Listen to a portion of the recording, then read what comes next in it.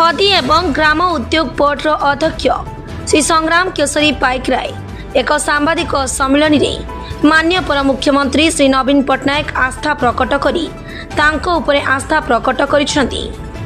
ओडिशा खदी और ग्राम उद्योग बोर्ड परी सर्प पुरातन संस्थार सभापति भावे दुई थर मनोनीत करिथिबारु तांको निकटरे अत्यंत कृतज्ञ बोली कहिथिले। या छड़ा बोर्डर समस्त सदस्य मानक अकुंठ सहयोग जोगु तांकर काम करिपारे बहु सहायक होइछि बोली कहिथिले। या सहित ही सम्मेलन में बोर्ड सभापति पदवीरु से इस्तीफा देउछंती बोली कहिबा सहित ओडिशा खदी और ग्राम उद्योग बोर्ड यार कार्यकारिता को आहुरी श्रृंखलित और सुचारू रूपे पालन करी ओडिशावासी उन्नति में सहायक हेबो। यह अधिकरु अधिक बेरोजगार युवक मानकु स्वावलंबी कराइबा सहित महात्मा गांधी चेतना आदर्श और दर्शन को परिव्याप्त कराइबा पई चेष्टित हेबो। सर्प पुरातन ई बोर्ड को नुआ सरकार विशेष गुरुत्व देवे बोली से आशा प्रकट करुछंती बोली कहिथिले। ओडिशा विकास रे गोटे प्रमुख भूमिका रहउछि आ ई भूमिका हम चतुर्थ स्तंभ बोली समस्त कहथाय।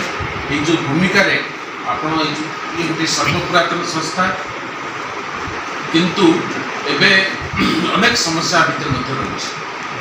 मो विशेष कर स्टाफ समस्या स्टाफ ना गुरुत्व ना तेणु मुझे आशा करी नुआ सरकार आसुची नुआ सरकार समय आपण मान प्रचेषार एठी आहुरी कार्यटा को यहाँ गोटे अन्य माने सब होचंती निजे प्रोडक्शन करबा बा निजर रोजगार अछि ये केवल सरकार का सहयोग रे संस्था चली परिबा आर निजस्व किछ रोजगार नाही जेहेतु ये गोटे सेवाकारी संस्था सेवा जोगेबा संस्था सेवा को दर्शन बांटिबा संस्था तेणु एठार निजर रोजगार ना आगू आगू नापी आपण मानकर चेष्टा एकांत काम्य आशा कर आपण माने समस्त युवक अच्छी गांधी चिंताधारा गांधी दर्शन आपण मानकर